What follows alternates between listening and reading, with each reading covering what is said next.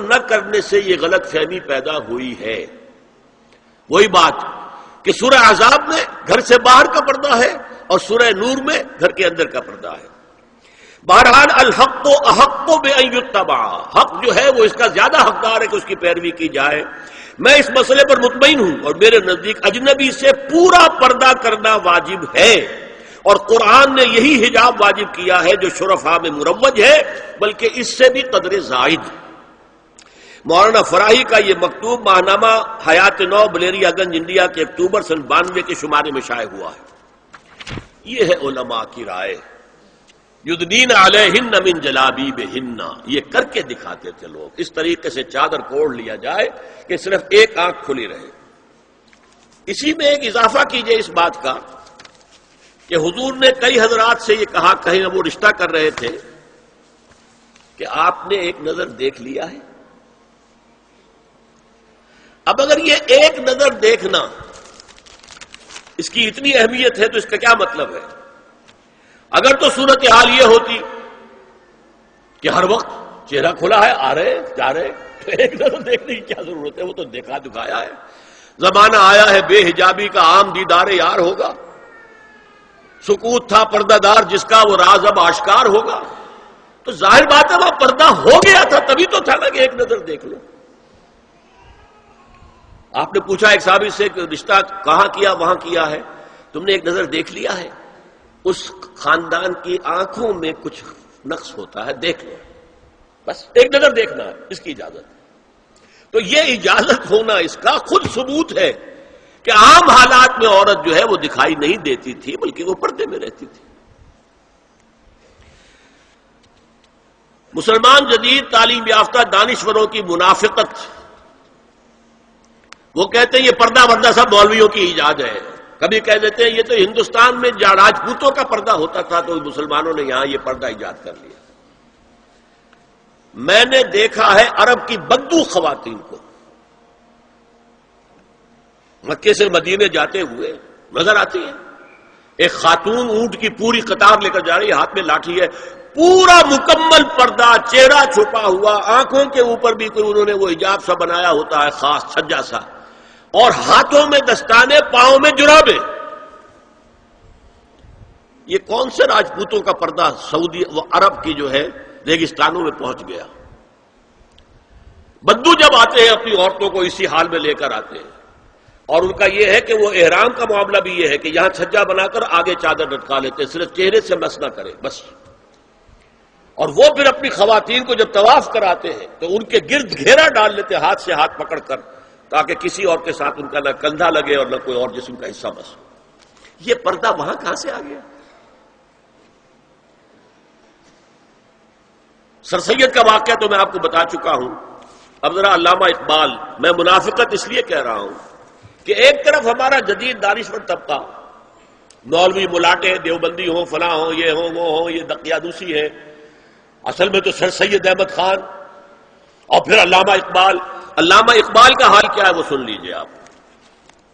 انگریز سرکار lord Wellington کے زمانے میں علامہ اقبال کو اپنا گورنر بنا کر جنوبی افریقہ بھیجنا چاہتے تھی۔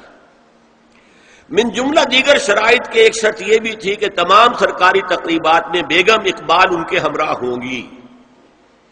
علامہ اقبال نے یہ کہہ کر اس پیشکش کو ٹھکرا دیا، بے شک میں گناہگار مسلمان ہوں اور اعمال کے اعتبار سے مجھ سے بہت سی کوتاہیاں سرزد ہوتی ہیں، تاہم میں اتنا بے غیرت نہیں ہوں کہ محض ایک سرکاری عہدے کی خاطر اپنی بیوی کو بے پردہ کر دوں۔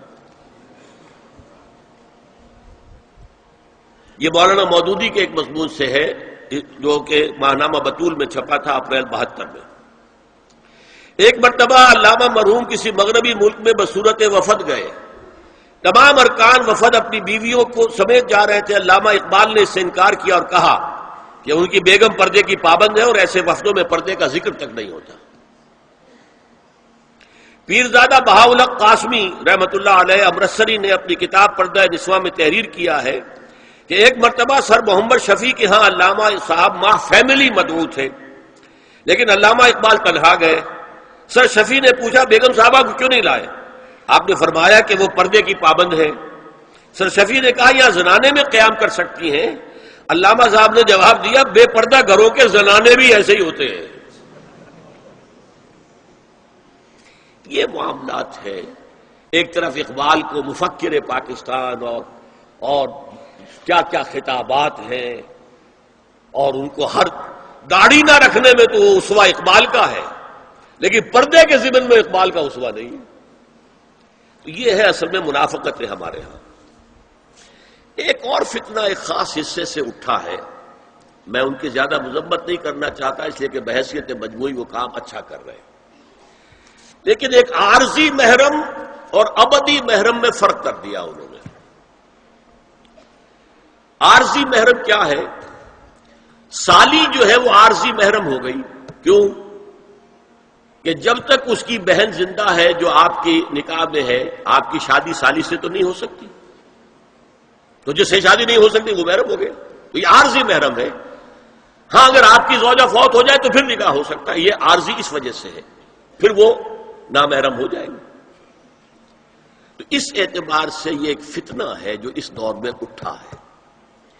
محرم کوئی عارضی نہیں ہوتا، محرم وہی ہے جو ابدی محرم.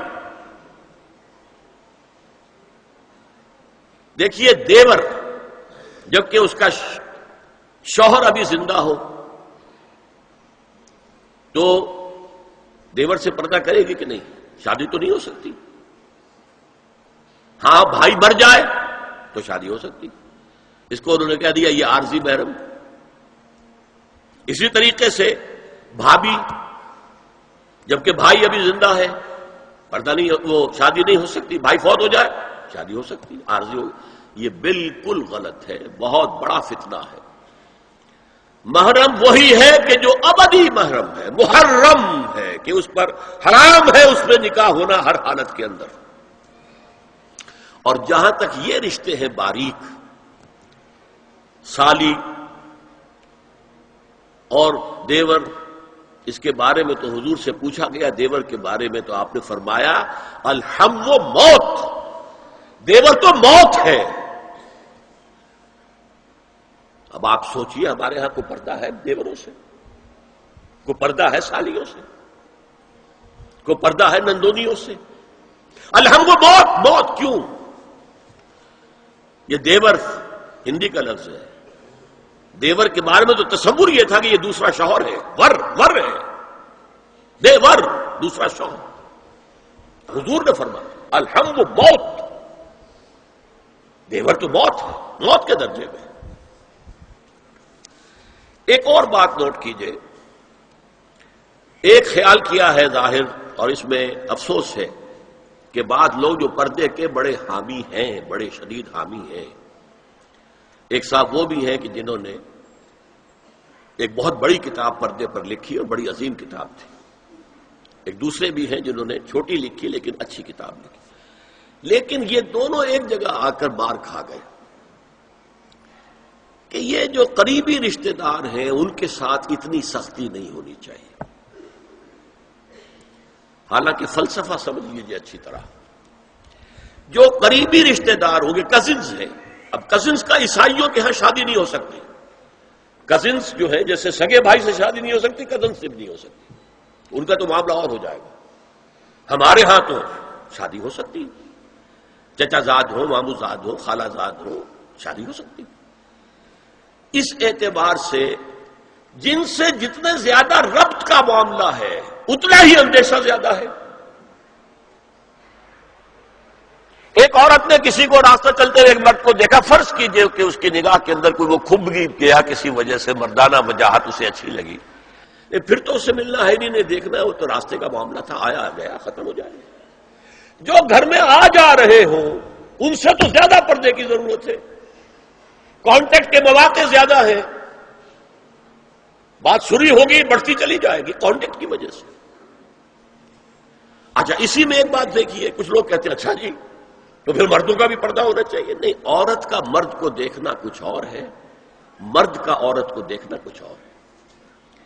مرد کی فطرت میں برے اقدام ہے، آگے بڑھ کر کچھ ہے حاصل کرنا.